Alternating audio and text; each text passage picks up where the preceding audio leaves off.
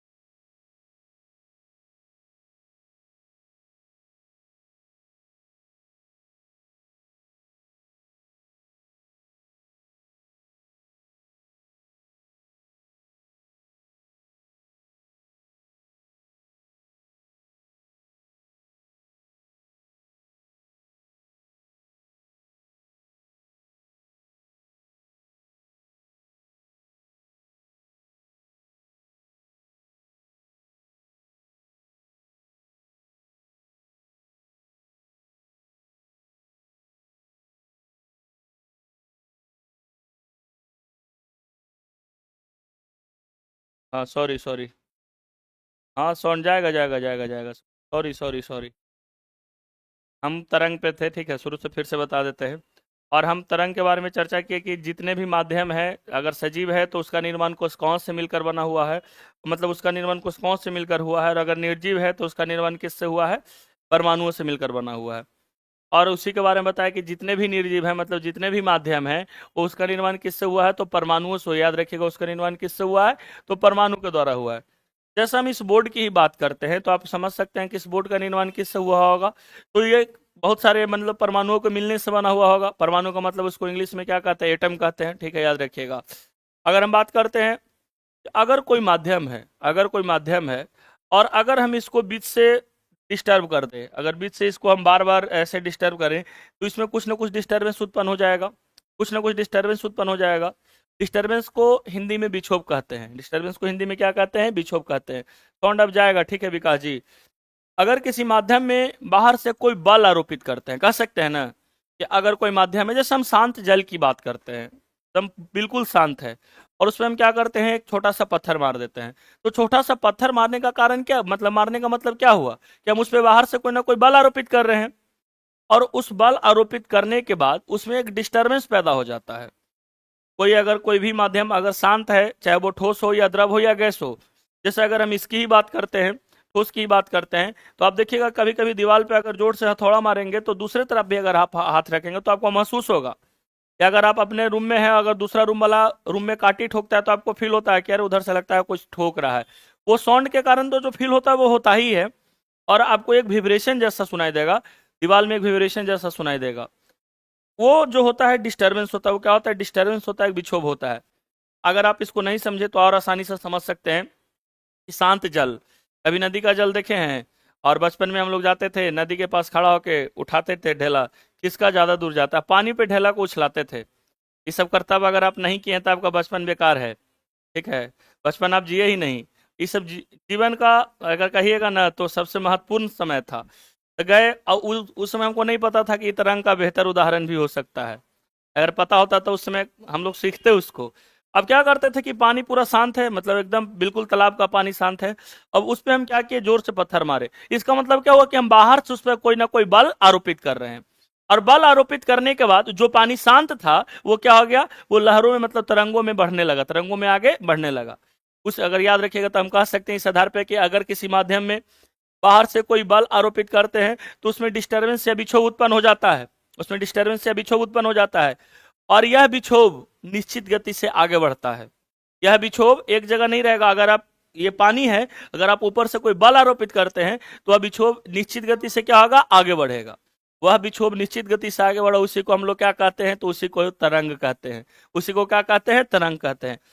इसीलिए हम सबसे पहले आपको दिखाने के लिए एक एग्जाम्पल आपके सामने लेके आते हैं। देखिएगा, ये पानी बिल्कुल शांत था, और इस पानी में क्या हुआ, इस पानी शांत पानी में ऊपर से कोई पत्थर गिरा दिया। अब पानी जब शांत था तो इसमें कुछ ना कुछ डिस्टर्बेंस पैदा हो गया, और डिस्टर्बेंस पैदा होने के बाद जो डिस्टर्बेंस है, इसी को हिंदी में विक्षोभ कहते हैं, ये क्या हुआ, एक जगह रह गया ये डिस्टर्बेंस।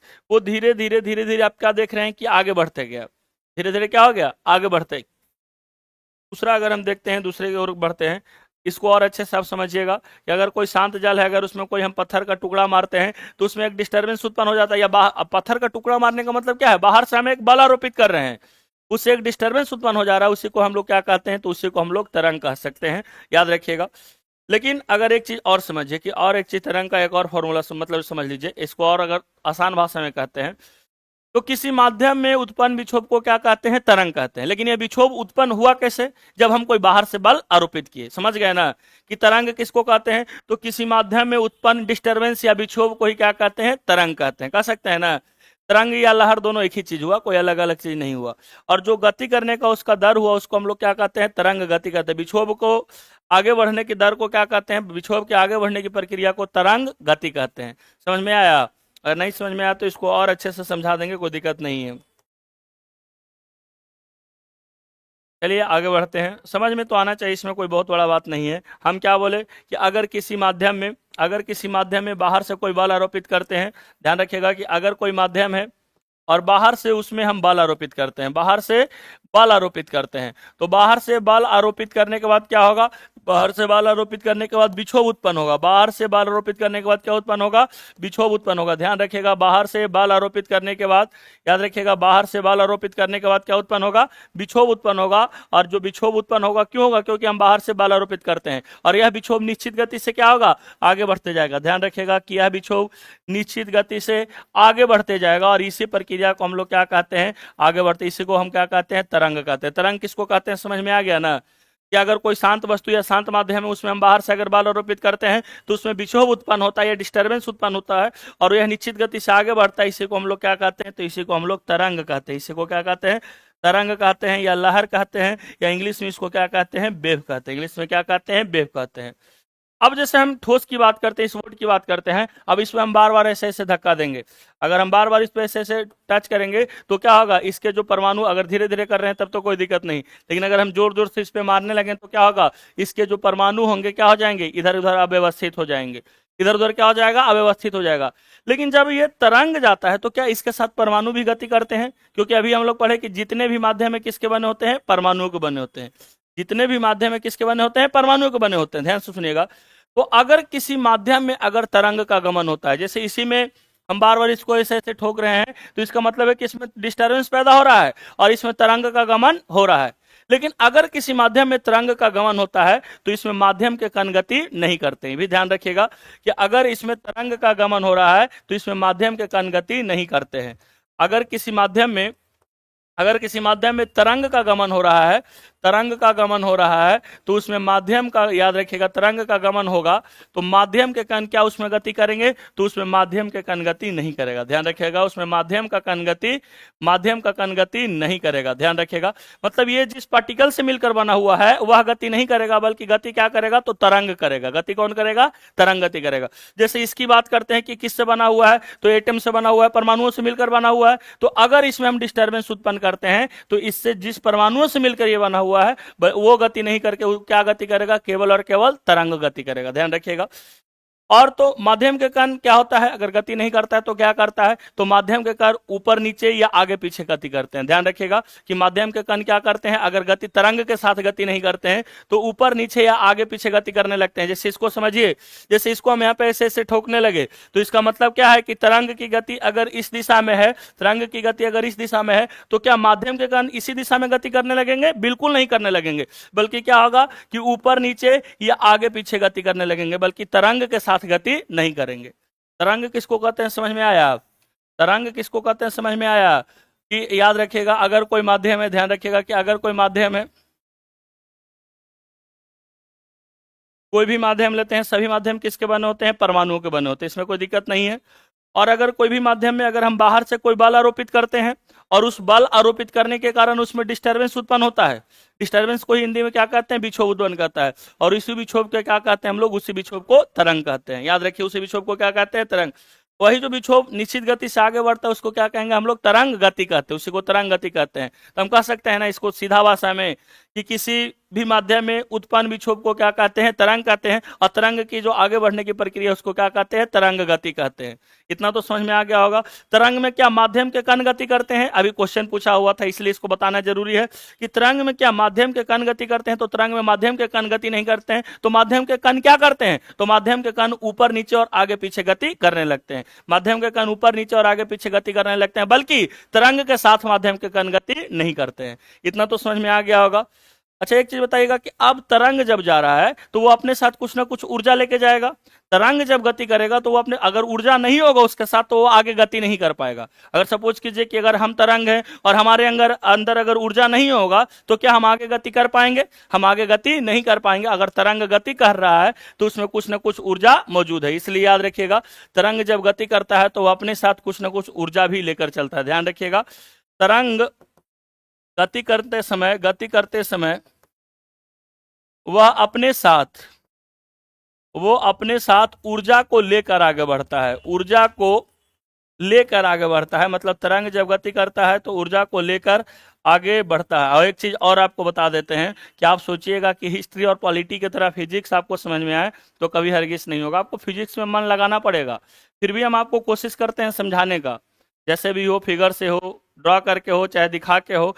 अगर उसके बाद भी अगर आपको नहीं समझ में आता है तो हैरान परेशान नहीं होना है। एक दुनिया के आप आठवां जुआ नहीं है कि जिसको समझ में एक बार में नहीं आता है, लेकिन हम बोलते हैं कि 2 बार 3 बार 4 बार अगर आप इस चीज को करेंगे तो आसानी से याद हो जाएगा।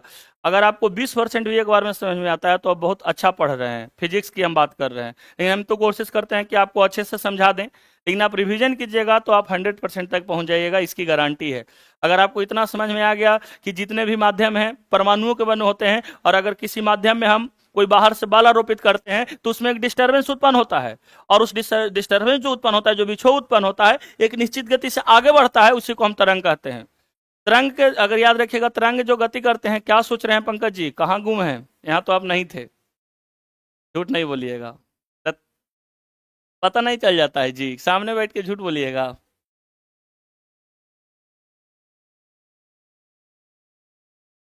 एकदम सुतल था लड़का, अब थोड़ा देर में वो सुतिए जाता। हम्म। हम कितना बार मना करते हैं कि ये जो सिंगल स्टैंड है ना इसको नहीं लगाना है, सिंगल स्टैंड बहुत खराब चीज होता है, लेकिन तुम लोग को क्या है, ऐसे ट्रेन उरेन पे देखते हैं कि ऐसे कर ले कितना के लारो टपकने लगता है, नहीं देखे हैं? ऐसे सूझ जाएगा, ऐसे लार उसका टपक रहा है। इसलिए सिंगल स्टैंड नहीं लगाना है। मतलब कह सकते हैं कि किसी माध्यम में उत्पन्न विक्षोभ को ही क्या कहते हैं, तरंग कहते हैं, और तरंग जो गति करता है उसको क्या कहते हैं, तरंग गति कहते हैं। क्या माध्यम के कण तरंग के साथ गति करते हैं? तो तरंग के साथ गति नहीं करते हैं। क्या तरंग अपने साथ ऊर्जा को ले जाता है? तो तरंग अपने साथ ऊर्जा को ले जाता है। आप जाइएगा क्वेश्चन बनाइएगा, नहीं सारा क्वेश्चन आपको अभी लेटेस्ट पैटर्न में सारा क्वेश्चन मिल जाएगा। जितना बात बताएं, क्योंकि पिछले बार हमको इतना पढ़ाने की आवश्यकता नहीं था, लेकिन जैसे जैसे अब जैसे देखिए, शांत लहर में अगर हम पत्थर का टुकड़ा मारते हैं, शांत लहर में अगर हम पत्थर का टुकड़ा मारते हैं तो क्या उत्पन्न होगा? तरंग उत्पन्न होगा। जैसा कि अभी आपको दिखा है कि शांत लहर में पत्थर का टुकड़ा मारने पर क्या उत्पन्न होगा? तरंग उत्पन्न होगा। अगर हम रस्सी को झटकते हैं तो क्या उत्पन्न होगा? तरंग उत्पन्न होगा। तो तरंग क्या है? तो तरंग तरंग का मतलब समझ में आ गया है ना, कि कोई भी माध्यम है, अगर उसमें कोई बाहर से बल आरोपित करते हैं तो उसमें विक्षोभ उत्पन्न होता है, और वह विक्षोभ एक निश्चित गति से आगे बढ़ता है। उसी गति को हम लोग क्या कहते हैं? उसी गति को तरंग कहते हैं, और जिस गति से आगे बढ़ता है उसको तरंग गति कहते हैं। दूसरी भाषा में अगर कहें कि याद रखिएगा, किसी माध्यम में याद रखिएगा उत्पन्न विक्षोभ को ही क्या कहते हैं? तरंग कहते हैं। किसी माध्यम में उत्पन्न विक्षोभ को ही क्या कहते हैं? तरंग कहते हैं। हमको लगता है कि देखिए, जैसे क्या है, तरंग का उदाहरण है कि माध्यम शांत था, ऊपर से कोई बल आरोपित, अगर हम पत्थर फेंके इसका मतलब क्या? ऊपर से कोई बल आरोपित किया और ये माध्यम में क्या हो गया? डिस्टर्बेंस पैदा हो गया। इसी डिस्टर्बेंस को क्या कहते हैं? तरंग कहते हैं। इसी डिस्टर्बेंस को क्या कहते हैं? तरंग कहते हैं। इसको क्या कहेंगे? तरंग कहेंगे। ध्यान रखिएगा, तरंग से आगे बढ़ते हैं। अगर हम इसकी बात करते हैं तो तरंग कितने प्रकार का होता है? तो तरंग दो प्रकार का होता है। इसमें कोई दिक्कत है? तरंग, यांत्रिक तरंग, जिसको यांत्रिक तरंगों को भी दो भागों में बांटा गया है, आएंगे उस पर भी आएंगे, टेंशन नहीं लीजिए। पहले आपको सिखा देते हैं कि तरंग किसको कहते हैं। तरंग में से कोई दिक्कत नहीं ना है? रंग में तो कोई दिक्कत नहीं ना है, यहाँ तक कोई समस्या नहीं होना चाहिए। अब आइए आगे आते हैं, बाकी तो हम आपको ट्रिक से भी बता देंगे, टेंशन लेने का आवश्यकता नहीं है आप लोग को।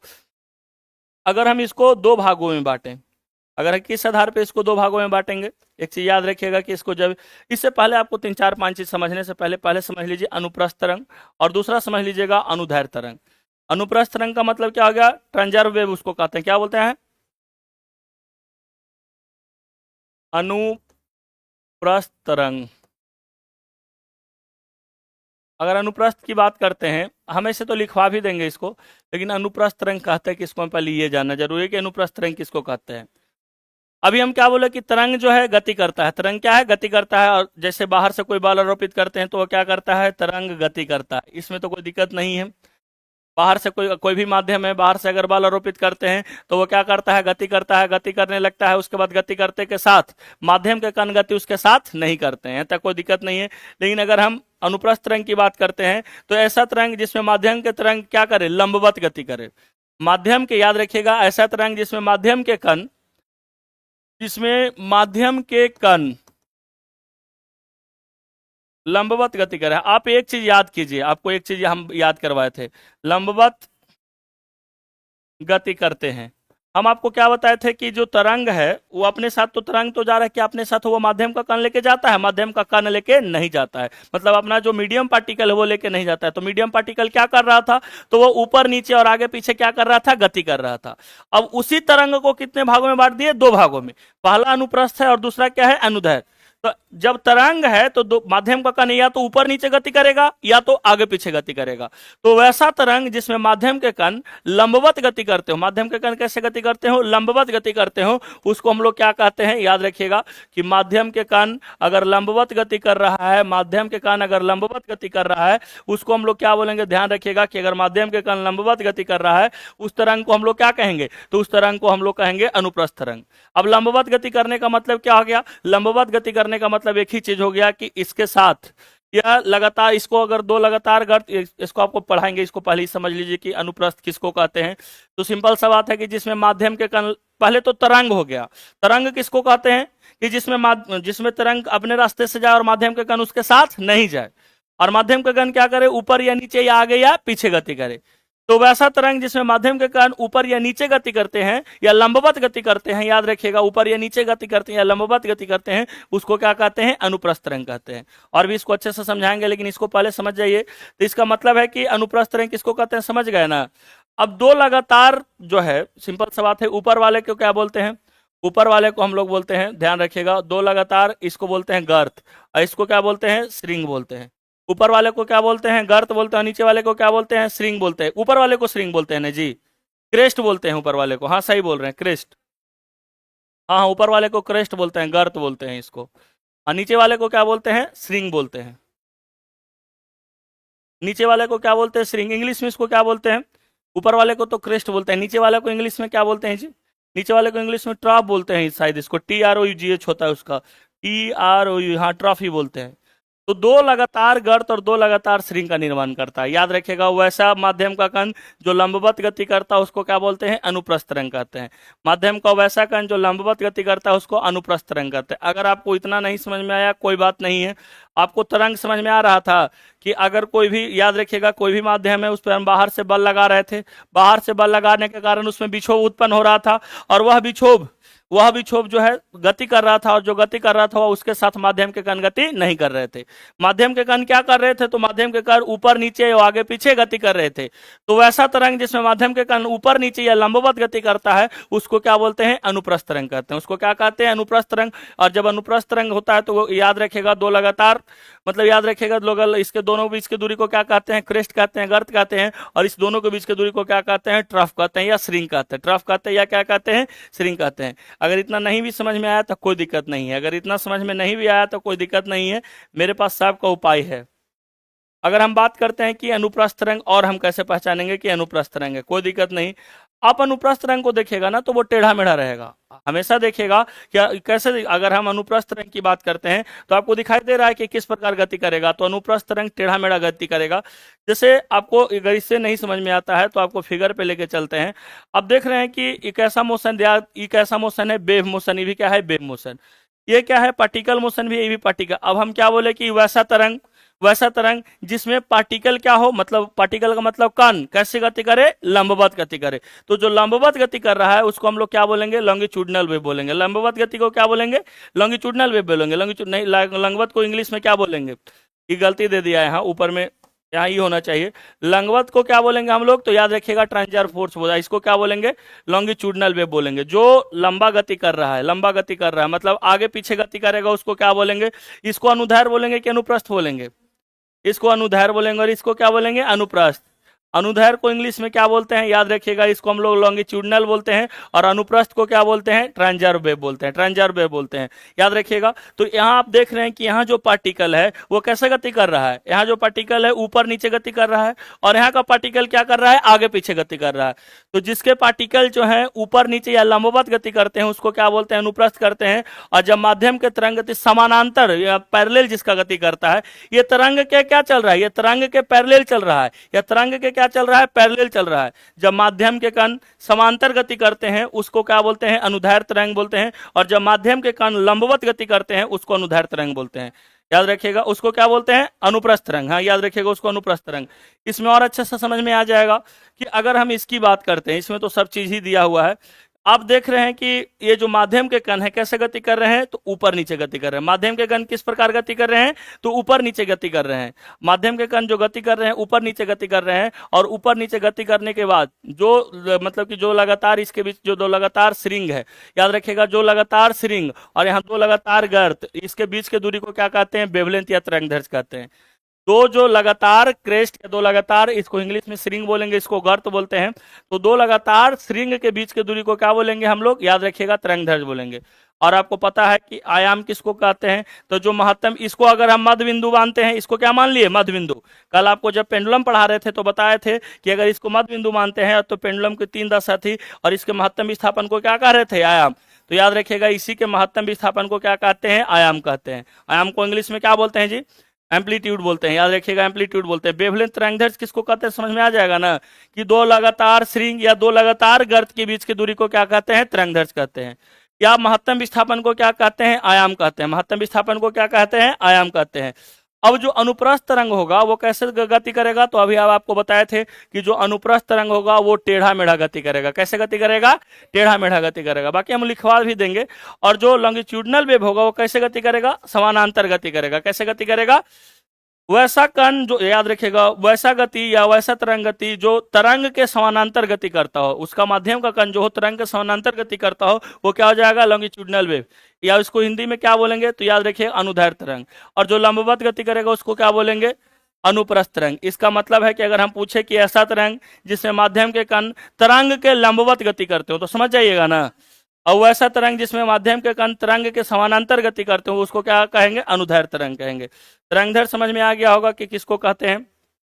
सेम यही ट्रांसवर्स वेव आप समझ जाइएगा कि दो लगातार क्रेस्ट और दो लगातार टर्फ की दूरी को क्या कहते हैं, और इसके याद रखिएगा महत्तम विस्थापन को क्या कहते हैं, आयाम कहते हैं। जो इसका महत्तम विस्थापन है उसको क्या कहते हैं, आयाम कहते हैं। इतना अगर समझ में आ गया होगा। सेम देखिए ये भी किस वेग का उदाहरण हो जाएगा, लॉन्गिट्यूडनल होगा कि ट्रांसवर्स होगा जी, लॉन्गिट्यूडनल होगा तो वही लॉन्गिट्यूड, अगर इंग्लिश में बोलेगा तो ट्रांसवर्स हो जाएगा, मतलब अनुप्रस्थ हो जाएगा, क्योंकि इसके बीच में क्या हो रहा है, दो लगातार याद रखिएगा गर्त और दो लगातार श्रृंग का निर्माण हो रहा है। इसका मतलब है कि किस प्रकार का वेव है, याद रखिएगा तो अनुप्रस्थ है। किस प्रकार का है, अनुप्रस्थ है। बाकी हम आपको समझने के लिए भी बता देंगे, दिक्कत नहीं है। तरंग गति करते समय वो अपनी ऊर्जा को लेकर आगे बढ़ता है, तो अपनी ऊर्जा को लेकर आगे बढ़ता है।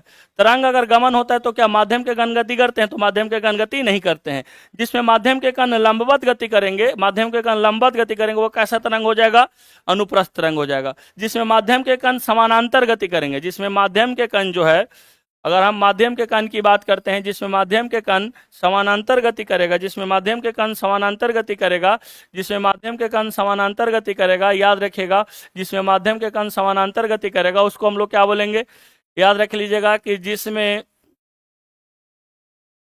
माध्यम के कण समानांतर, याद रखिएगा समानांतर गति करता है, समानांतर गति करता है, उसको क्या बोलते हैं, समानांतर गति करता है, उसे हम लोग क्या बोलते हैं, तो याद रखिएगा अनुदैर्ध्य तरंग बोलते हैं। उसको क्या बोलते हैं, अनुदैर्ध्य तरंग बोलते हैं। याद रखिएगा इसमें माध्यम के कण कैसे गति कर रहे हैं, तो हम बताए थे कि तरंग किसको कहते हैं, जिसमें गति माध्यम के कण या तो ऊपर, माध्यम के कण क्या तरंग के साथ में जा रहे थे, नहीं जा रहे थे, या तो ऊपर नीचे या तो आगे पीछे गति कर रहा था। तो जो ऊपर नीचे गति कर रहा था उसको अनुप्रस्थ तरंग, और जो याद रखिएगा जो आगे पीछे या याद रखिएगा समानांतर गति कर रहा था उसको क्या बोलेंगे, याद रखिएगा अनुदैर्ध्य तरंग। और जो लंबवत गति करने वाला उसको क्या बोलेंगे, अनुप्रस्थ तरंग बोलेंगे। लंबवत गति करने वाले को क्या बोलेंगे, अनुप्रस्थ तरंग। लेकिन इसको समझेंगे कैसे, इसको हम याद रखिएगा। अब जैसे इसके आगे पीछे तो हम लोग देख रहे थे, इसके जो आगे पीछे देखे कि गर्त और श्रृंग का निर्माण हो रहा था, लेकिन इसके आसपास में किसका निर्माण होगा, तो इसके आसपास में जो निर्माण होगा संपीड़न और विरलन का निर्माण होगा। संपीड़न और किसका निर्माण होगा, विरलन का निर्माण होगा। ध्यान रहेगा ना कि अगर हम बात कीजिएगा कि जिस तरंग जिस माध्यम में माध्यम के कण या फिर जिस तरंग में माध्यम के कण समानांतर गति करता है उसको हम लोग क्या बोलेंगे, अनुदैर्ध्य तरंग, और उसमें किसका निर्माण होगा, संपीड़न और विरलन का निर्माण होगा। जिस तरंग में माध्यम के कण लंबवत गति करते हैं उसमें किसका निर्माण हो रहा था, गर्त और श्रृंग का, या श्रृंग या गर्त का निर्माण हो रहा था। अच्छा बताइएगा कि क्या यह ठोस द्रव गैस में उत्पन्न हो सकता है, जो याद रखिएगा यह जो है मतलब कि जो अनुदैर्ध्य तरंग है क्या ठोस द्रव और गैस में उत्पन्न हो सकता है। याद रखिएगा कि यह ठोस द्रव और गैस, ठोस द्रव और गैस तीनों जगह उत्पन्न हो सकता है, तीनों जगह उत्पन्न हो सकता है। याद रखिएगा कि ठोस द्रव और गैस तीनों जगह उत्पन्न हो सकता है, याद रखिएगा। और किसका निर्माण हो जाएगा, संपीड़न और विरलन का। अच्छा एक चीज बताइएगा कि अनुप्रस्थ तरंग ठोस माध्यम में उत्पन्न होगा, तो बिल्कुल होगा, अनुप्रस्थ तरंग भी ठोस माध्यम में उत्पन्न होगा। लेकिन द्रव्य में उत्पन्न होगा, हाँ द्रव्य में भी उत्पन्न होगा, लेकिन द्रव्य के किस में उत्पन्न होगा, तो द्रव्य के ऊपरी सतह में उत्पन्न होगा। द्रव्य में कहाँ उत्पन्न होगा, तो द्रव्य के ऊपरी सतह में उत्पन्न होगा। द्रव्य में कहाँ उत्पन्न होगा, तो द्रव्य के ऊपरी सतह में। क्या गैस में उत्पन्न होगा, तो यह कण जो है याद रखिएगा कि यह तरंग गैस में उत्पन्न नहीं होगा। द्रव्य के भीतरी सतह पर भी यह याद रखिएगा कि द्रव्य के भीतरी सतह पर भी यह तरंग उत्पन्न नहीं होगा, क्योंकि अगर आप पानी में पत्थर मारते हैं तो जो उत्पन्न होता है कहां होता है, तो द्रव्य के ऊपरी सतह पे, भीतरी सतह पे उत्पन्न नहीं होता है। कुछ नहीं समझ में आ रहा है, क्या हुआ? अच्छा कुछ और बात भी जरूरी है बोलना।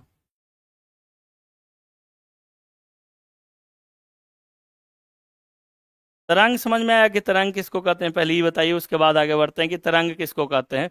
तो तरंग समझ में आ गया होगा कि अगर कोई भी माध्यम है उसमें बाहर से बल आरोपित करते हैं, और बल आरोपित करने के बाद विक्षोभ उत्पन्न होता है, और विक्षोभ उत्पन्न होने के बाद क्या होता है, वह एक गति से बढ़ता है, उसी को क्या कहते हैं, तरंग कहते हैं। और जिस गति से बढ़ता है उसको तरंग गति कहते हैं। यहाँ तक कोई दिक्कत नहीं। क्या माध्यम के कण तरंग के साथ गति करते हैं, तो माध्यम के कण तरंग के साथ गति नहीं करते, तो क्या करते हैं, तो वह ऊपर नीचे या आगे पीछे की गति करते हैं। तो जो ऊपर नीचे या लंबवत गति करता है उसको अनुप्रस्थ तरंग कहते हैं, और जो आगे पीछे का याद रखिएगा गति करता है उसको क्या कहते हैं, अनुदैर्ध्य तरंग।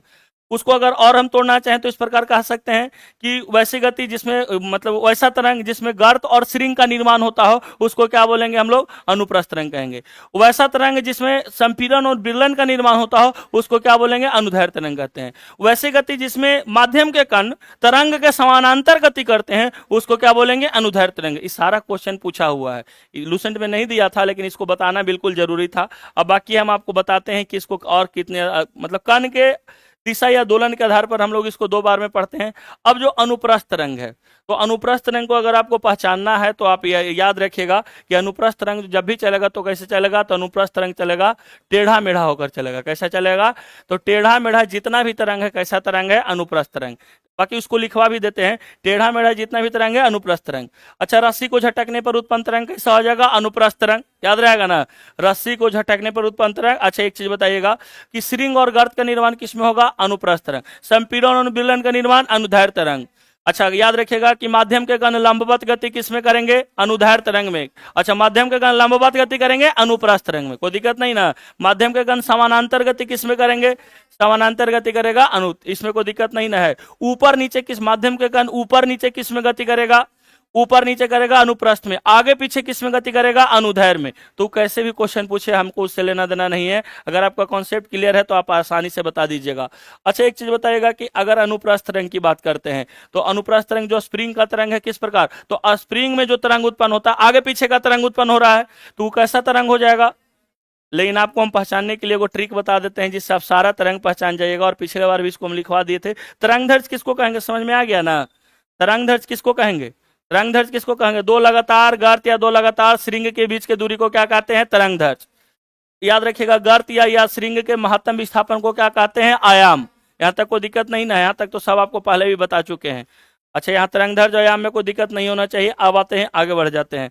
अच्छा, बताइएगा कि तरंग चाल किसको कहते हैं, तो तरंग द्वारा आगे बढ़ने की दर को ही क्या कहते हैं, तरंग चाल कहते हैं। जिस चाल से वेव आगे बढ़ता है उसको क्या कहेंगे, तरंग चाल। और उसको अगर और तोड़ना चाहेंगे तो उसको वेग को क्या कहेंगे, तरंग चाल को भी कहेंगे। अभी बराबर होता है एन लेमडा। भी बराबर क्या होता है, एन लेमडा। याद रखिएगा, भी में भी का मतलब क्या हो गया, वेलोसिटी, मतलब भी हो गया तरंग का वेग। वह एन क्या हो गया, एन क्या हो गया, एन अगर बात करिएगा तो आवृत्ति होता है। एन क्या होता है, आवृत्ति। और कल आपको आवृत्ति पढ़ाए थे, इसको लिख देते हैं, पहले इसको लिखते हैं। एक चीज और ध्यान में रखिएगा कि अनुप्रस्थ और अनुदैर्घ्य में अगर आपको अंतर करना है तो 4-5 तरंग याद रखिएगा, आपका काम हो जाएगा। ध्यान रखिएगा, सबसे पहले याद रखिएगा ध्वनि, ध्वनि तरंग,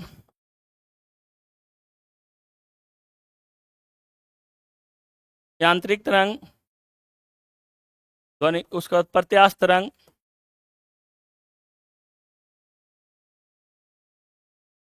स्प्रिंग,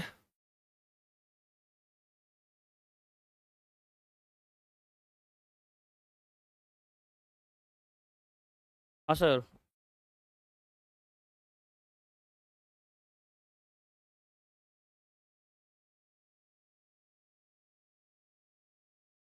आप ही हैं, क्या दिक्कत है लूसेंट के लिए, आइए ना, बैठिए ना, अभी चल ही रहा है। ध्वनि तरंग, यांत्रिक तरंग, प्रत्यास्थ तरंग, स्प्रिंग तरंग, ये सभी तरंग, ये सभी तरंग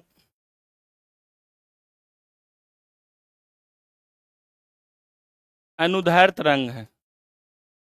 और बाकी कोई भी पूछे, बाकी कोई भी पूछे वह कौन सा तरंग हो जाएगा, अनुप्रस्थ तरंग हो जाएगा। ये 4 गो तरंग अगर आपको याद है, अनुप्रस्थ तरंग, और बाकी कॉन्सेप्ट भी हम आपको बता दिए हैं, अनुप्रस्थ तरंग कहलाएगा।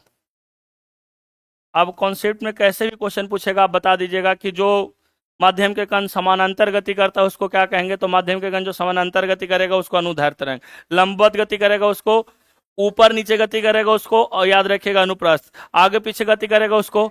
तो इसका मतलब ये 4 तरंग, ध्वनि तरंग, यांत्रिक तरंग, प्रत्यास्थ तरंग और उसके बाद स्प्रिंग तरंग, ये छोड़ के जो भी तरंग पूछो सारे तरंग कैसे तरंग के उदाहरण हो जाएंगे, अनुप्रस्थ। जैसे प्रकाश किस तरंग का उदाहरण हो जाएगा, कोई तरंग पूछे, 4 गो तरंग अगर आपको याद है, ये 4 तरंग अनुदैर्घ्य तरंग के उदाहरण है। और बाकी जितने भी तरंग है किसके उदाहरण है, अनुप्रस्थ तरंग के उदाहरण है। इतना ही 4 गो तरंग आपको याद रखना है, आपका काम हो जाएगा। अच्छा, एक चीज इसको तरंग चाल को थोड़ा बता देते हैं, तरंग चाल को। तरंग चाल किसको कहते हैं? तरंग चाल को अगर हम डिनोट करते हैं तो वेलोसिटी से v से डिनोट कर सकते हैं जी। और दो लगातार गर्त और दो लगातार स्प्रिंग के बीच की दूरी को क्या कहते हैं? तरंग दैर्ध्य कहते हैं।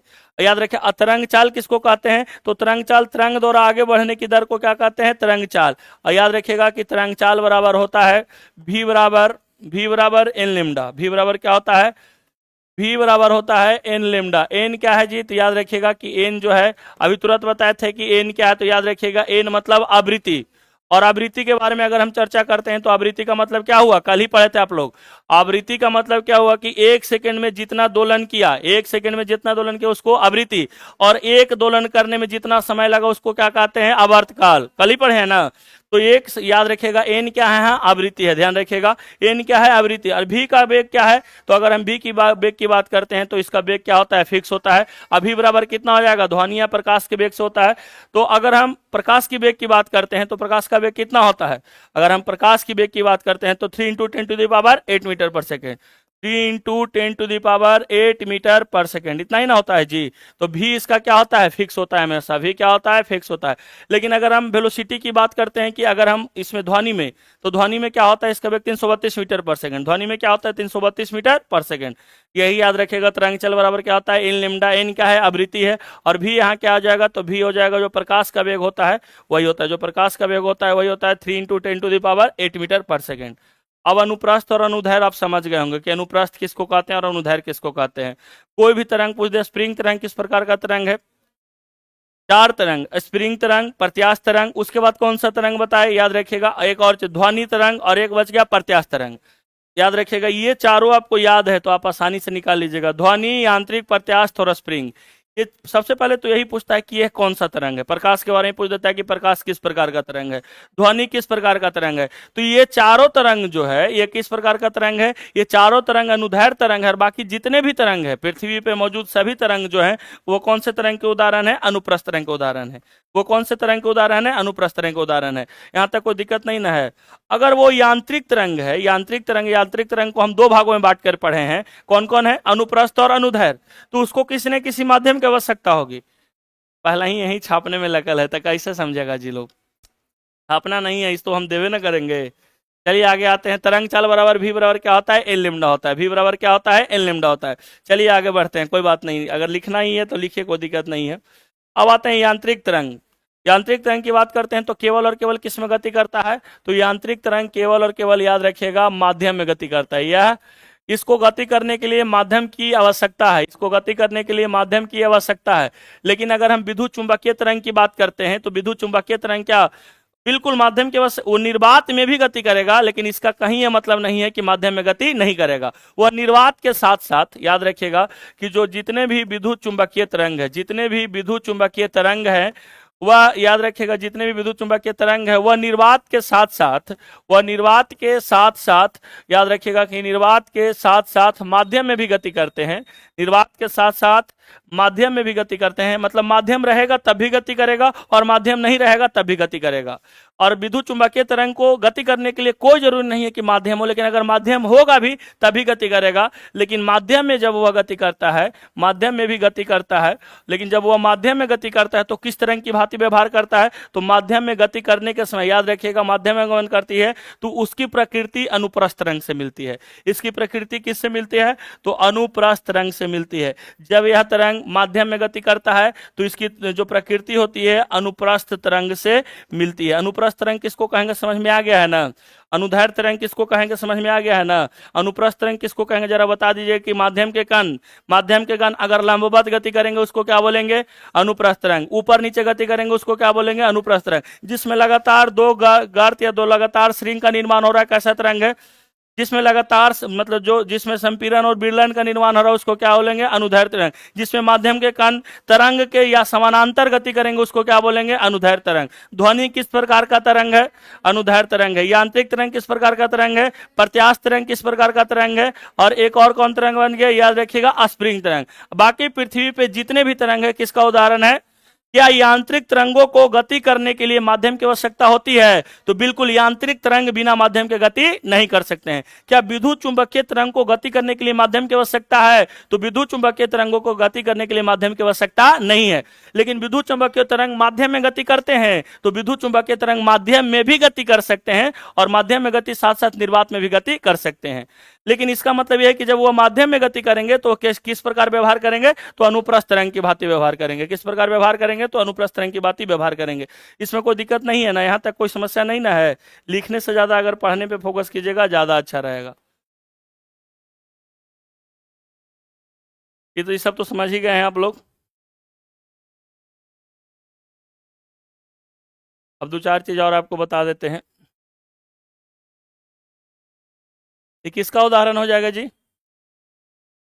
अनुप्रस्थ तरंग का उदाहरण हो जाएगा। किसका उदाहरण हो जाएगा? तो अनुप्रस्थ तरंग का। अनुप्रस्थ अनुदैर्घ्य क्लियर है। अब आते हैं विद्युत चुंबकीय तरंग। हाँ, वो भी सही है। लाइव क्लास में ऐड आ रहा है सर जी। हाँ, तो ऐड तो आते रहेगा, उसमें यूट्यूब का काम है, हम क्या करेंगे उसमें? यूट्यूब का काम है, उसमें हमारा क्या कोई रोल नहीं है। चलिए अब विद्युत चुंबकीय तरंग की ओर बढ़ते हैं। अगर हम विद्युत चुंबकीय तरंग की ओर बढ़ेंगे तो देख लेंगे आसानी से। हाँ ठीक है, सी और डी से सही है। क्या विद्युत चुंबकीय तरंग के लिए भौतिक माध्यम की आवश्यकता होती है? तो भौतिक माध्यम की आवश्यकता नहीं है, बल्कि वह निर्वात में गति कर सकता है। लेकिन क्या वो विद्युत चुंबकीय तरंग माध्यम में गति करेगा? तो विद्युत चुंबकीय तरंग माध्यम में भी गति करेगा, लेकिन माध्यम में गति करेगा तो किस प्रकार से गति करेगा? माध्यम में गति करेगा तो उसकी प्रकृति अनुप्रस्थ से मिलती जुलती होगी। जरा विद्युत चुंबकीय तरंग के गुण देख लेते हैं कि विद्युत चुंबकीय तरंग के क्या क्या गुण है।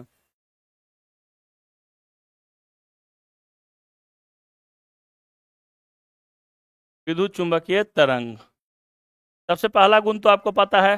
सबसे पहला गुण आप ही लोग बता दीजिए कि सभी विद्युत चुंबकीय तरंग को गति करने के लिए क्या है? भौतिक माध्यम की आवश्यकता नहीं है। जितने भी विद्युत चुंबकीय तरंग है, पहले ये भी जानना जरूरी है कि विद्युत चुंबकीय तरंग है कौन कौन, पहले यही बता देते हैं। कि इसका एक ट्रिक बताया था, आपको याद होगा, जो लोग पहले से पढ़ रहे हैं उनको याद होगा कि विद्युत चुंबकीय तरंग कौन कौन है। विद्युत चुंबकीय तरंग गा ए पदरी असुरेदी, गा ए पदरी असुरेदी लिख भी देंगे। गामा किरण, गा से हो जाएगा गामा किरण, गा से गामा किरण, ए से एक्सरे किरण, पा से क्या हो जाएगा? याद रखिए परावैंगनी किरण, द्रि से क्या हो जाएगा? दृश्य प्रकाश, याद रखिएगा। गा ए पादरी, आ सूर्यदी, आ से क्या हो जाएगा? अवराग किरण, सा से क्या हो जाएगा? सूक्ष्म प्रकाश, याद रखिएगा। सा से क्या हो जाएगा? सूक्ष्म प्रकाश। रा से क्या हो जाएगा? रेडियो तरंग, और दी से क्या हो जाएगा? दीर्घ तरंग।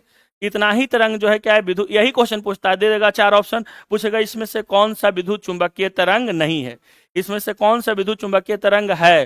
तो अगर इतना तरंग आपको याद है कि क्या है विद्युत चुंबकीय, तो आप सारा आसानी से बता दीजिएगा कि कौन सा तरंग विद्युत चुंबकीय है और कौन सा तरंग विद्युत चुंबकीय नहीं है। पहले विद्युत चुंबकीय तरंग की कुछ विशेषताएं हैं, उसको देख लेते हैं। तो सभी विद्युत चुंबकीय तरंग, याद रखिएगा कि जितने भी विद्युत चुंबकीय तरंग हैं, जितने भी विद्युत चुंबकीय तरंग हैं, याद रखिएगा कैसे गति करते हैं? तो वह एक समान चाल से गति करते हैं। इसमें तो कोई दिक्कत नहीं है कि एक समान चाल से गति करते हैं। जितने भी विद्युत चुंबकीय तरंग है वह एक समान चाल से गति करते हैं। और जो जिस चाल से गति करता है उसका चाल किसके बराबर होता है? तो उसका चाल प्रकाश के वेग के बराबर होता है। प्रकाश, विद्युत चुंबकीय तरंग का जो चाल होता है वह प्रकाश के वेग के क्या होता है? बराबर होता है। जितने भी विद्युत चुंबकीय तरंग हैं क्या एक समान चाल से गति करते हैं? तो हाँ, एक समान चाल से गति करते हैं। और इसका वेग किसके बराबर होता है? तो प्रकाश के वेग के बराबर होता है। सभी विद्युत चुंबकीय तरंग किस प्रकार की होती है? तो अभी बताया कि सभी विद्युत चुंबकीय तरंग को निर्वात में भी चल सकता है और माध्यम में भी चल सकता है। और जब माध्यम में चलता है तो उसकी प्रकृति कैसी हो जाती है? अनुप्रस्थ। तो इस प्रकार कह सकते हैं कि जितने भी विद्युत चुंबकीय तरंग हैं किस प्रकार व्यवहार करते हैं? तो वो अनुप्रस्थ तरंग की भांति व्यवहार करते हैं। किस प्रकार व्यवहार करते हैं? तो अनुप्रस्थ तरंग की भांति व्यवहार करते हैं। केवल 4 ही गो तरंग ऐसा है पृथ्वी पर जो क्या है? अनुदैर्घ्य तरंग है। बाकी कोई भी तरंग पूछे क्या है तो अनुप्रस्थ तरंग है। इसमें कोई दिक्कत है?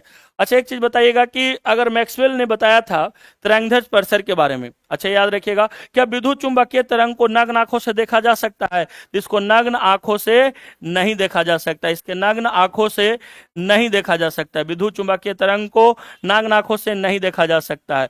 और एक जो सबसे जरूरी बात किया है, यह निर्वात में भी गमन कर सकता है, यह निर्वात में भी गमन कर सकता है। क्या निर्वात में गमन करेगा, इसका मतलब ये कहीं थोड़ी है कि माध्यम में नहीं करेगा, तो निर्वात में भी कर सकता है और माध्यम में भी। लेकिन माध्यम में करेगा तो कैसी प्रकृति होगी, तो माध्यम में करेगा तो इसकी प्रकृति जो होगी किस प्रकार होगी, तो अनुप्रस्थ के होगा। कैसी प्रकृति होगी, तो अनुप्रस्थ के, याद रखिएगा अनुप्रस्थ के जैसा होगा। ये किस प्रकार का तरंग है आपको बता चुके हैं, याद रखिएगा ये किस प्रकार का तरंग है, तो अनुप्रस्थ तरंग है, बता चुके हैं ना जी। क्या किस प्रकार का तरंग है, तो जिसमें लगातार दो गर्त या लगातार श्रृंग का निर्माण, उसको क्या बोलेंगे, अनुप्रस्थ तरंग। इंग्लिश में उसको क्या बोलते हैं, ट्रांसवर्स वेव। अगर हम बात करते हैं कि जिसमें माध्यम के कण लंबवत गति करते हो, कैसा तरंग है, कैसे भी क्वेश्चन पूछा बता दीजिएगा, अनुप्रस्थ तरंग कहते हैं। जिसमें माध्यम के कण ऊपर नीचे गति कर रहे हैं, कैसा उदाहरण हो जाएगा, अनुप्रस्थ तरंग। बाकी तो आपको पहचानने के लिए बता ही दिए हैं। अब जरा लिख देते हैं कि जो विद्युत चुंबकीय तरंगों की संख्या कितनी है, तो गा ए प गाए पदरी अ सु रे दी, इतना आप याद रखिएगा और इसी क्रम में याद रखिएगा, गा ए पदरी असुरे दी, गा ए पदरी असुरे दी। इसको ट्रिक को आप याद रख लीजिएगा, गा ए पदरी असुरे दी। ग से क्या हो जाएगा, गामा किरण, ग से क्या हो जाएगा, गामा किरण। ध्यान रखिएगा कि ग से हो जाएगा गामा किरण। उसके बाद अगर हम ए से क्या हो जाएगा, एक्सरे, ए से क्या हो जाएगा, एक्सरे। प से क्या हो जाएगा, पराबैंगनी किरण, प से क्या हो जाएगा, पराबैंगनी किरण। अच्छा, दृश्य से क्या हो जाएगा, दृश्य प्रकाश, याद रखिएगा दृश्य से क्या हो जाएगा, दृश्य प्रकाश, दृश्य प्रकाश। अगर हम बात करें दृश्य प्रकाश इसको बोलते हैं। आ से क्या हो जाएगा, अवरक्त किरण, आ से क्या हो जाएगा, अवरक्त किरण। अच्छा, स से क्या हो जाएगा, सूक्ष्म किरण, स से क्या हो जाएगा, सूक्ष्म किरण या सूक्ष्म प्रकाश। र से क्या हो जाएगा, रेडियो तरंग, र से क्या हो जाएगा, रेडियो तरंग। और दी से क्या हो जाएगा, दीर्घ तरंग।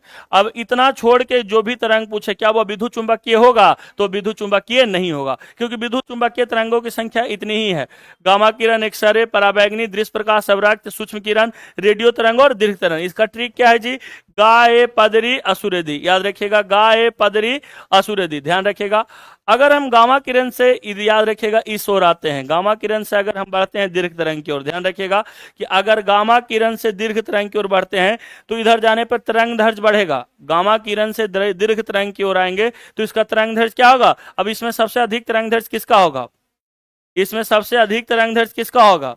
हम क्या बोले कि जब गामा की इधर से अगर हम बात करते हैं कि गामा किरण से अगर हम दीर्घ तरंग की ओर जाते हैं, गामा किरण से जब हम दीर्घ तरंग की ओर जाते हैं तो तरंग दैर्घ्य क्या होगा, बढ़ेगा। तो तरंग दैर्घ्य क्या होगा, तरंग दैर्घ्य बढ़ेगा और बाकी जो भी चीज होगा क्या होगा, घटेगा। बाकी सभी चीजें क्या हो जाएगी, बाकी सभी चीजें, कोई भी चीज पूछे, सभी चीजें, आवृत्ति पूछे तो क्या होगा, घटेगा। गामा किरण से जब हम दीर्घ तरंग की ओर जाते हैं तो क्या बढ़ेगा, तो तरंग दैर्घ्य बढ़ेगा और बाकी सब क्या हो जाएगा, घटेगा। अगर पूछेगा कि सबसे अधिक तरंग दैर्घ्य किसका हो जाएगा, दीर्घ तरंग का, सबसे कम तरंग दैर्घ्य किसका, लेकिन सबसे याद रखिएगा केवल तरंग दैर्घ्य बढ़ेगा, बाकी सभी चीजें क्या हो जाएगी, घटेगी। अगर आपको ये याद है तो आपको 10 लाइन का काम खत्म हो जाना है। गा ए पदरी असुरे दी, गा ए पदरी असुरे दी। गाय पदरी का मतलब गा से क्या हो जाएगा, गामा किरण, ध्यान रखिएगा। ए से एक्सरे, प से पराबैंगनी, दृ से दृश्य प्रकाश, आ से अवरक्त किरण, सा से सूक्ष्म किरण, र से रेडियो तरंग और दी से क्या हो जाएगा, दीर्घ तरंग। आपको याद रखना है कि अगर गामा किरण से हम दीर्घ तरंग की ओर आते हैं तो तरंग दैर्घ्य बढ़ेगा और बाकी सभी चीजें क्या हो जाएगी, घटेगी। बाकी सभी चीजें क्या हो जाएगी, घटेगी। अब जरा एक एक करके भी इसको डिफाइन कर लेते हैं, एक एक करके भी बता देना जरूरी है।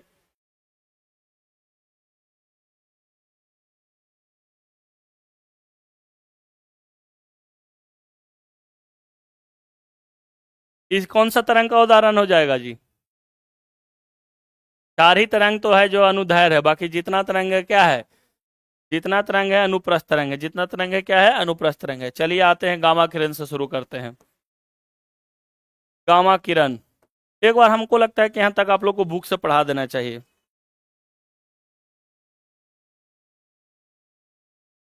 चलिए, तरंगों को मुख्यतः कितने भागों में बांटा जाता है, दो।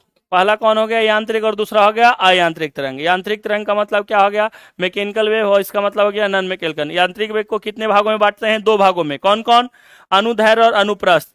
अब कैसे भी पूछे आप आराम से बता दीजिएगा। जब तरंग की गति दिशा माध्यम के कणों के कंपन करने की दिशा के अनुरूप, इसका मतलब क्या हो गया, समांतर हो। हम बताए ना कि जब तरंग की गति और तरंग की गति और माध्यम के कण समांतर गति करते हैं उसको क्या बोलेंगे, अनुदैर्घ्य तरंग कहेंगे। तो ऐसी तरंग को क्या कहते हैं? अनुदैर्ध्य तरंग कहते हैं। और ध्वनि किसका उदाहरण है? अनुदैर्ध्य तरंग। स्प्रिंग तरंग किसका उदाहरण है? अनुदैर्ध्य तरंग। प्रत्यास्थ तरंग किसका उदाहरण है? अनुदैर्ध्य तरंग। और बाकी जितने भी तरंग है उसके किसके उदाहरण हो जाएंगे? अनुप्रस्थ। अगर हम बात करते हैं कि जिसमें माध्यम के कण समांतर गति करता हो, किस प्रकार का? अनुदैर्ध्य तरंग। माध्यम का कण आगे पीछे गति करता हो, अनुदैर्ध्य तरंग। जिसमें संपीड़न और विलयन का निर्माण होगा, कैसा तरंग? अनुदैर्ध्य तरंग। अनुदैर्ध्य तरंगों का ध्रुवण नहीं होता है। इसका मतलब क्या है? पोलराइजेशन की घटना उसमें संभव नहीं है, मतलब उसको एक जगह हम लोग मोड़ के नहीं भेज सकते हैं। अगर हम बोल रहे हैं जैसे प्रकाश क्या है? अनुप्रस्थ तरंग है, तो उसमें ध्रुवण की दोनों को अंतर ये भी कर सकता है कि अनुप्रस्थ तरंग, प्रकाश क्या अनुप्रस्थ तरंग है, तो उसमें ध्रुवण की घटना घटित हो सकती है। मतलब उसको हम चाहें तो एक जगह मोड़कर भेज सकते हैं, लेकिन हम अपने ध्वनि को एक जगह मतलब कि मोड़कर भेज नहीं सकते हैं। तो दोनों में एक अंतर यह भी है कि अनुदैर्ध्य तरंगों में पोलराइजेशन या ध्रुवण की घटना नहीं होती है। अनुप्रस्थ तरंग आपको अभी तुरंत बताया कि जिसमें दो लगातार श्रृंग, दो लगातार गर्त का निर्माण हो, क्या हो जाएगा? तो जिसमें दो लगातार श्रृंग और दो लगातार गर्त का निर्माण हो, उसको क्या कहेंगे? अनुप्रस्थ तरंग। जिसमें माध्यम के कण लंबवत गति करते हो, किसका उदाहरण हो जाएगा? अनुप्रस्थ तरंग। जिसमें माध्यम के कण ऊपर नीचे गति करते हो, याद रखिएगा, अनुप्रस्थ तरंग। जब तरंग गति की दिशा माध्यम के कणों को कंपन करने की दिशा के क्या हो? लंबवत होती हो। पहले आप पढ़ते होंगे, पढ़ के निकल जाते होंगे, लेकिन अब समझ में आ गया होगा कि लंबवत गति करने का मतलब क्या है। तो इस प्रकार के तरंगों को क्या कहते हैं? अनुप्रस्थ तरंग। अगर अयांत्रिक तरंग या विद्युत चुंबकीय तरंग की बात करता है तो वैसी तरंग जिसके संचरण के लिए किसी माध्यम की आवश्यकता नहीं हो, मतलब नहीं तरंगे निर्वात में भी संचारित हो सकती है। इसका मतलब क्या हो गया कि अगर कोई माध्यम नहीं हो तब भी विद्युत चुंबकीय तरंग गति कर सकता है, लेकिन इसका कहीं ये मतलब नहीं है कि माध्यम में गति नहीं करेगा, बल्कि ये माध्यम में भी गति करेगा। उन्हें विद्युत चुंबकीय यांत्रिक तरंग कहते हैं। सभी विद्युत चुंबकीय तरंग एक ही चाल से चलती है, जो किसके चाल के बराबर है? प्रकाश के चाल के बराबर। इसे बता चुके हैं। सभी विद्युत चुंबकीय तरंग किसकी बनी होती है? फोटोन की। और विद्युत चुंबकीय तरंगों का तरंगदैर्ध्य प्रतिशत कितना होता है? 10⁻14 से लेकर कितना तक? 10⁴ मीटर तक होता है। विद्युत चुंबकीय तरंगों के गुण कैसे होंगे? प्रकृति में उदासीन होंगे। यह प्रकृति में और कैसा होगा? अनुप्रस्थ। किसके वेग से गमन करेगा? प्रकाश के वेग से। इसके पास ऊर्जा एवं संवेग होता है। बताया था कि अगर तरंग है तो उसके पास क्या होगा? ऊर्जा होगा। इसकी अवधारणा सबसे पहले किसने दिया था? मैक्सवेल ने दिया था। जरा तरंग गति को देख लेते हैं, सब पढ़ा चुके हैं। किसी कारक के द्वारा उत्पन्न विक्षोभ के आगे बढ़ने, 2-3 बार बताए थे, जब शुरू किए थे पढ़ाना तभी बताया था कि जो उत्पन्न विक्षोभ है आगे बढ़ने की प्रक्रिया को क्या कहते हैं? तरंग गति कहते हैं। कंपन की कला की बात करते हैं तो आवर्त गति में कंपन करते हो। किसी कंपन या दोलन एक ही चीज है। किसी क्षण पर स्थिति तथा गति की दिशा को जिस राशि द्वारा निरूपित किया जाता है उसको क्या बोलते हैं? फेज ऑफ विब्रेशन या कंपन ऑफ कला कहते हैं। इसके बारे में पहले चर्चा कर चुके हैं। जितने भी विद्युत चुंबकीय तरंग है, अब जरा इसके बारे में, आयाम के बारे में आपको बता चुके थे कि महत्तम विस्थापन को क्या कहते हैं। अब आप एक चीज बताइए, इसमें लिखा हुआ है कि निम्न तरंगे विद्युत चुंबकीय नहीं है। हमको ये याद करने का जरूरत है। जब हमको पता है कि विद्युत चुंबकीय तरंग कौन कौन है तो कौन नहीं है, उससे हमको क्या लेना देना है। विद्युत चुंबकीय तरंग कौन कौन है जब हमको पता है। गामा तरंग विद्युत चुंबकीय है, एक्सरे है, परावैगनी है, दृश्य है, अवरक्त है, सूक्ष्म है, रेडियो और दीर्घ है। मतलब गाय, पदरी, असुरेदी, इतने तरंग जो हैं विद्युत चुंबकीय तरंग हैं, और बाकी कुछ भी पूछो विद्युत चुंबकीय तरंग की श्रेणी में नहीं आएगा। ध्यान रखिएगा। जो स्क्रीन लिखवा रहे हैं उसका स्क्रीनशॉट लेने दीजिएगा सर जी।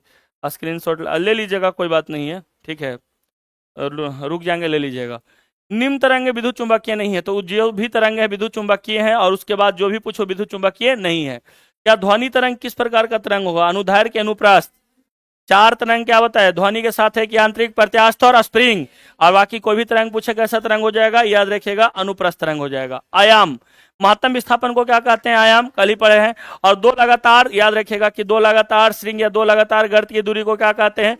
तो याद रखिएगा, दो लगातार श्रृंग और दो लगातार, इसको बोलते हैं वेवलेंथ या तरंगदैर्ध्य। वही चीज है कि दोलन करने वाली वस्तु अपनी साम स्थिति की किसी भी ओर जितनी अधिक से अधिक दूरी तय की जाती है उस दूरी को दोलन का क्या कहते हैं? आयाम। कल याद कीजिए, आपको पेंडुलम बताए थे, और इस पेंडुलम में महत्तम विस्थापन को क्या कह रहे थे? आयाम। तो दोलन करने वस्तु का जो सबसे महत्तम विस्थापन होगा उसी को क्या कहेंगे? आयाम। तरंग गति में समान कला में कंपन करने वाले दो क्रमागत कणों के बीच की दूरी को क्या कहते हैं? तरंगदैर्ध्य। इसको किससे सूचित करते हैं? लैम्ब्डा से। अनुप्रस्थ तरंगों में दो पास के श्रृंग अथवा दो गर्तों के बीच की दूरी को, और अनुदैर्ध्य तरंग में दो संपीड़न, और याद रखिएगा दो संपीड़न या विलयन के बीच की दूरी को क्या कहते हैं? तरंगदैर्ध्य। ये याद रखने वाला बात है कि दो लगातार गर्त और दो लगातार श्रृंग के बीच की दूरी को क्या कहते हैं? लेकिन गर्त और श्रृंग का निर्माण किस में होगा? अनुप्रस्थ में। या दो संपीड़न और विलयन के बीच की दूरी को क्या कहते हैं? तरंगदैर्ध्य। सभी प्रकार की तरंगों में तरंग की चाल, तरंग दैर्ध्य एवं आवृत्ति के बीच निम्न संबंध होता है। इसके बीच क्या संबंध होता है जी? जो तरंग चाल होता है, आवृत्ति इंटू तरंग दैर्ध्य, या उसको भी बराबर, अभी हम बताए थे कि भी बराबर क्या होता है? L lambda. भी बराबर क्या होता है? L lambda. आपको देखिएगा सबसे पहले बताए थे, भी क्या है यहाँ? भी जो है यहाँ बेग है। एन क्या है जी? एन आवृत्ति है। और लेमडा क्या है? तरंग दैर्ध्य है। लेमडा क्या है यहाँ? तरंग दैर्ध्य है। अगर तरंग, क्योंकि सभी का तरंग दैर्ध्य क्या होगा? अलग अलग होगा। क्योंकि वेलोसिटी क्या होगा? वेलोसिटी तो सबका क्या होना चाहिए सेम। क्योंकि जितने भी विद्युत चुंबकीय तरंग है किसके चाल से चलता है? तो वो प्रकाश की चाल से चलता है। प्रकृति में कैसा होता है? उदासीन होता है। क्या विद्युत चुंबकीय तरंगों को चलने के लिए माध्यम की आवश्यकता होती है? तो विद्युत चुंबकीय तरंगों को चलने के लिए माध्यम की आवश्यकता नहीं होती है। क्या विद्युत चुंबकीय तरंग माध्यम में गमन कर सकते हैं? तो माध्यम में गमन कर सकते हैं। और जब माध्यम में गमन करेंगे तो किस प्रकार? याद रखिएगा, अनुप्रस्थ की भांति। किस प्रकार? अनुप्रस्थ की भांति। बाकी कौन कौन अनुप्रस्थ है, कौन कौन अनुदैर्ध्य, समझ गए ना? तरंग समझ में आ गया है ना? इतना बार बता दिए, अगर इतना बार के बाद भी समझ में नहीं आता है तो हम कुछ नहीं कर सकते हैं। इसके बाद मेरे पास कोई उपाय नहीं है। चलिए आते हैं गामा किरण से शुरू करते हैं। दो चार को जो जरूरी है। गामा किरण किस प्रकार का है? तो गामा किरण सबसे पहले जानिए कि आवेशहीन होता है। गामा किरण क्या होता है? अगर हम गामा किरण की बात करते हैं तो यह, इस पर कोई आवेश नहीं होता है।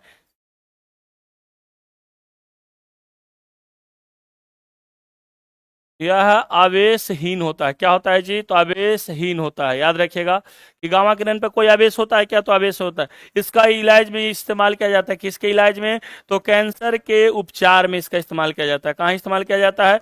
गामा किरण। अच्छा, गामा किरण के खोजकर्ता बता दीजिएगा किसने किया था? अच्छा, याद रखिएगा कि यह एकमात्र विद्युत चुंबकीय तरंग है जो रेडियो एक्टिव है। भी याद रखिएगा कि गामा किरण एकमात्र विद्युत चुंबकीय तरंग है। एकमात्र विद्युत चुंबकीय तरंग, याद रखिएगा, एकमात्र विद्युत चुंबकीय तरंग जो क्या है जी? तो याद रखिएगा कि ये रेडियो एक्टिव है। या एकमात्र विद्युत चुंबकीय तरंग जो क्या है? रेडियो सक्रिय या रेडियो एक्टिव है। ध्यान रखिएगा कि एकमात्र विद्युत चुंबकीय तरंग जो रेडियो एक्टिव है। और गामा किरण के खोजकर्ता कौन थे? याद रखिएगा, गामा किरण के अगर खोजकर्ता की बात करें तो पॉल विलार्ड। याद रखिएगा, कैंसर के उपचार में किस विद्युत चुंबकीय तरंग का इस्तेमाल करते हैं? कैंसर के उपचार में किस गामा किरण का करते हैं? याद रखिएगा, गामा किरण किस प्रकार का? तो गामा किरण में कौन सा आवेश होता है? तो यह आवेशहीन है।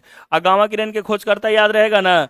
याद रखिएगा, गामा किरण के खोजकर्ता पॉल विलार्ड। लिख दें क्या कि इसमें तो लिखा हुआ है ऐसे, पॉल विलार्ड। गामा किरण के खोजकर्ता कौन है? Paul Willard.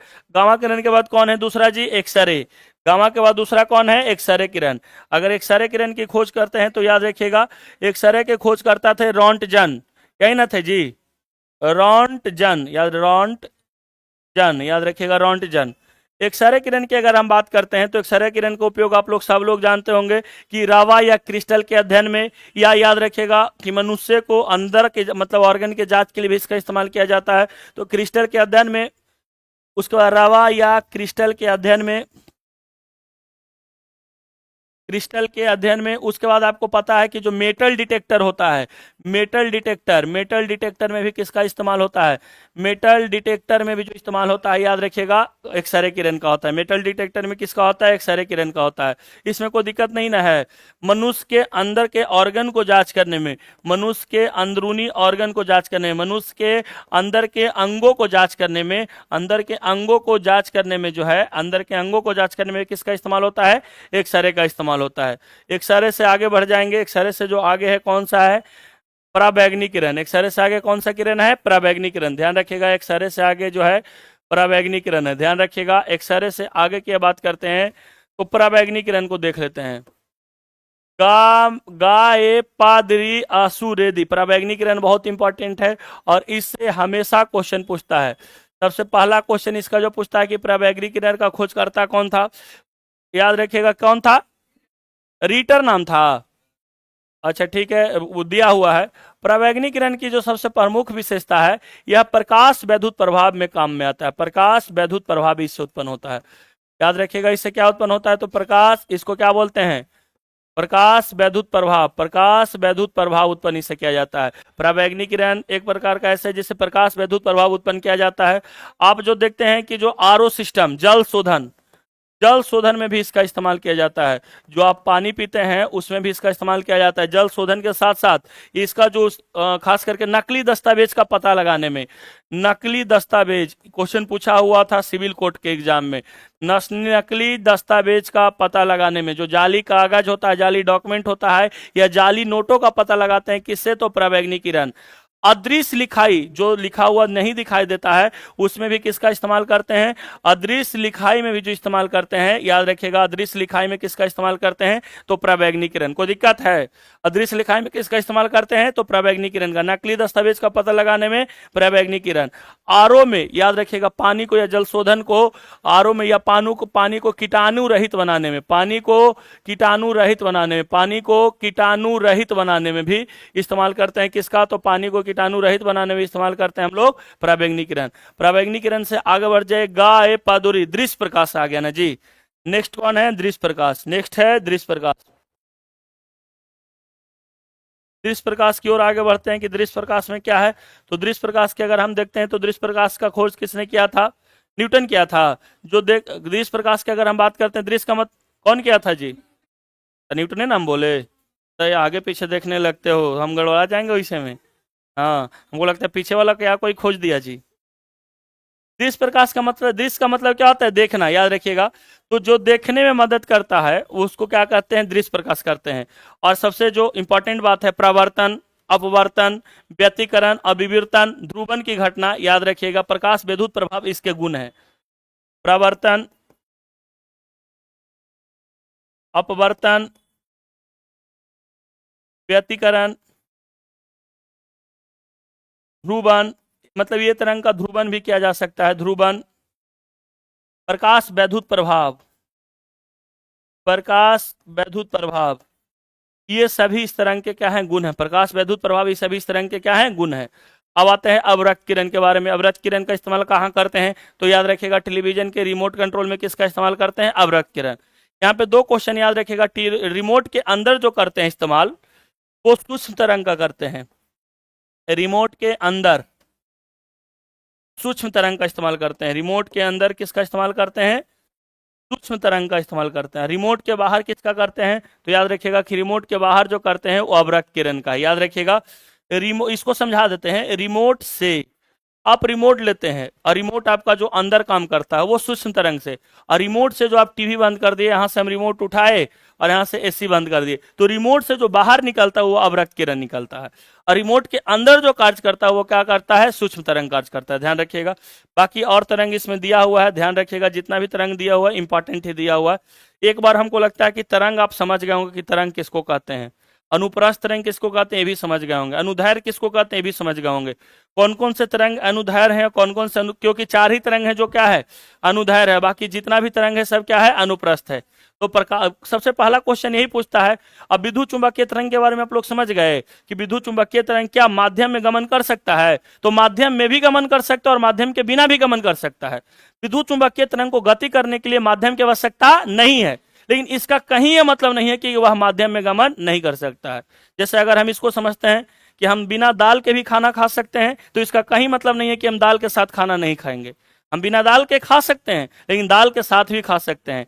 सेम वही चीज इसके साथ भी है कि बिना माध्यम का गमन कर सकता है, लेकिन माध्यम के साथ भी गमन कर सकता है। और यह माध्यम के साथ जब गमन करता है तो कैसा व्यवहार करता है, अनुप्रस्थ की भांति व्यवहार करता है। सभी विद्युत चुंबकीय का तरंग क्या होता है, एक प्रकार होता है। तो सभी विद्युत चुंबकीय तरंगों का जो मतलब कि चाल जो होता है क्या होता है, मतलब एक समान होता है। अब आते हैं जरा इसको देख लेते हैं एक बार, जल्दी से इसको खत्म करेंगे देख के।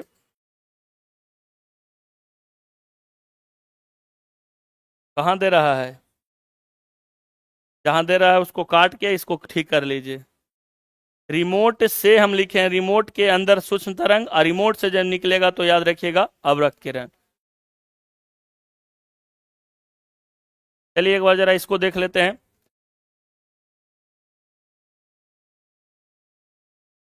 पहले तो खोज करता ही पूछ देता है विद्युत चुंबकीय तरंग कौन कौन है, याद हो गया ना, गाय पदरी असुरधि, गाय पदरी असुरधि। गामा किरण का खोज करता कौन है, पॉल विलार्ड। एक्सरे के कौन है, रॉन्टजन। परावैंगिक का रीटर। दृश्य विकिरण का न्यूटन। अवरक्त किरण का हर्सेल। लघु या रेडियो तरंग का याद रखिए हेनरी हर्ट्ज। और दीर्घ रेडियो तरंग का मार्कोनी। लघु रेडियो तरंग याद रखिएगा, यह हर्ट्जियन तरंग का कौन, हेनरिक हर्ट्ज। और दीर्घ रेडियो तरंग का कौन है, मार्कोनी। याद रहेगा ना, गा ए पदरी असु रेदी। याद रखिएगा, लघु रेडियो तरंग को रेडियो तरंग के नाम से भी जानते हैं, और दीर्घ रेडियो तरंग को दीर्घ रेडियो तरंग ही कहते हैं, या दीर्घ तरंग भी इसको कहते हैं।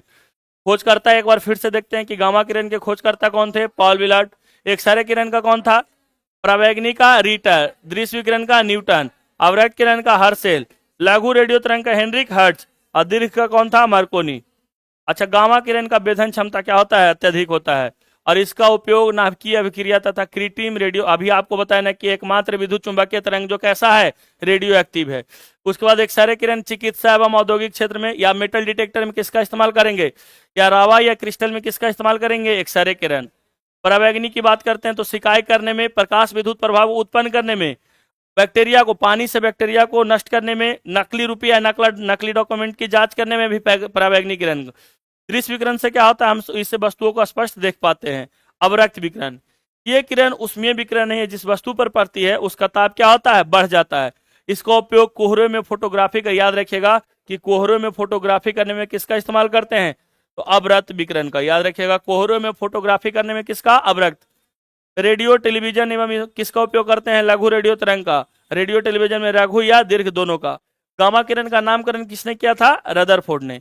अब जरा एक चीज देखिए कि तरंग दैर्ध्य पर सर पर आप नजर डालिएगा तो आपको हम लिखवा चुके हैं कि जब आप गामा से, याद रखिएगा कि जब गामा से आप दीर्घ तरंग की तरफ बढ़ेंगे, आप गामा से जैसे ही दीर्घ तरंग की तरफ बढ़ेंगे तो क्या बढ़ेगा, तो केवल तरंग दैर्ध्य बढ़ेगा, बाकी सभी चीजें क्या हो जाएगी, घटेगी।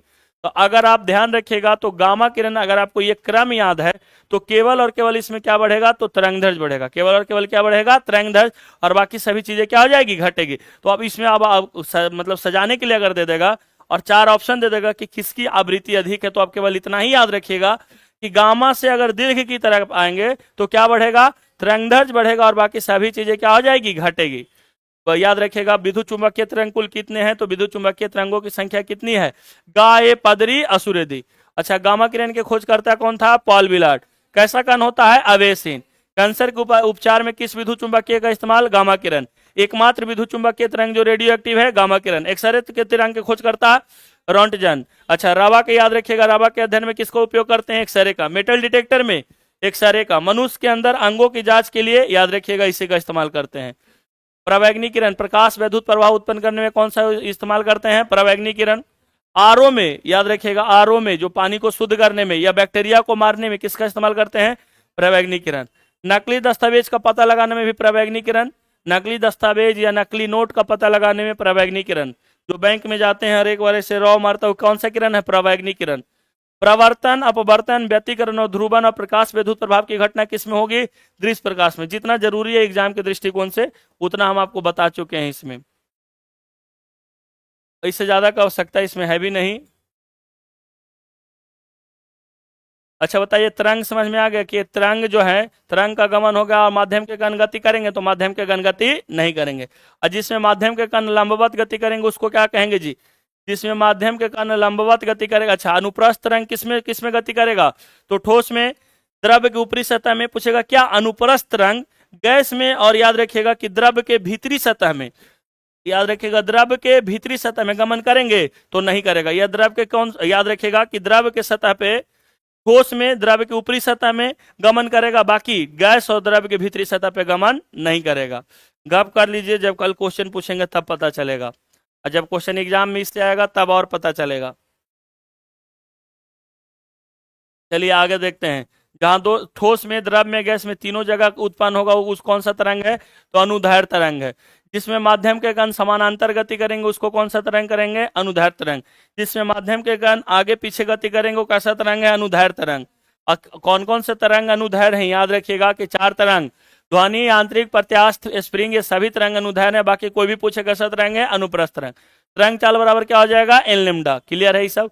यांत्रिक जो है माध्यम की, मत याद रखिएगा, यांत्रिक तरंग की अगर बात करते हैं तो उसमें हम लोग को माध्यम की आवश्यकता है। क्या यांत्रिक तरंग बिना माध्यम के गति कर सकता है, यांत्रिक तरंग बिना माध्यम का गति नहीं करेगा। क्या विद्युत चुंबकीय तरंग बिना माध्यम का गति कर सकता है, तो विद्युत चुंबकीय तरंग बिना माध्यम का गति कर सकता है। ध्यान रखिएगा, क्या विद्युत चुंबकीय तरंग माध्यम में गति करेगा, तो हाँ माध्यम में भी गति करेगा, लेकिन उसकी प्रकृति कैसी होगी, अनुप्रस्थ होगी। उसकी प्रकृति कैसी होगी, अनुप्रस्थ होगी। इस चैप्टर का काम खत्म हो गया तरंग का, इससे ज़्यादा का जरूरत इसमें नहीं है। कोई दिक्कत हो किसी को ऑनलाइन ऑफलाइन तो आराम से पूछ सकते हैं, अगर लगे समस्या तो आराम से पूछ सकते हैं। चलिए विकास मेहता जी, आपका क्या इंक्वायरी था?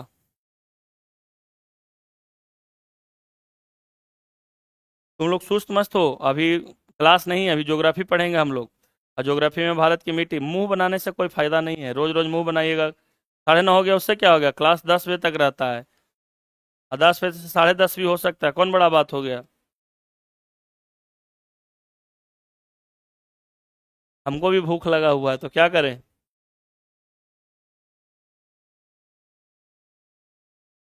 अच्छा ठीक है, तुम लोग गाली मत दो हमको।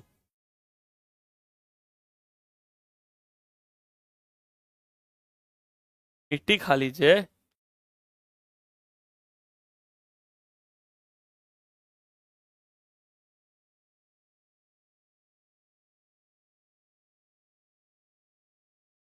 चलिए अभी फिर से शुरू करते हैं। पीडीएफ लेने के लिए आपको टेलीग्राम चैनल ज्वाइन करना होगा। टेलीग्राम चैनल ये देखिएगा, आपको बता देते हैं। टेलीग्राम चैनल ज्वाइन करने के लिए उसमें टेस्ट भी चलता है हमेशा, ठीक है। सर लाइट चैप्टर एक बार बता दीजिए, लाइट चैप्टर भी होगा, काहे टेंशन ले रहे हैं, पहले लाइटें पढ़ा दे तरंग छोड़ के, वो भी होगा। टेलीग्राम चैनल में टेस्ट भी चलता है 11 बजे, शाम में 5 बजे। टेलीग्राम चैनल पे ये सब बुक का टेस्ट भी चलता है। अगर आपको पीडीएफ चाहिए तो आप यहाँ ज्वाइन कर लीजिएगा, आपको यहाँ पीडीएफ मिल जाएगा। ठीक है, मिलते हैं आप लोग से कल।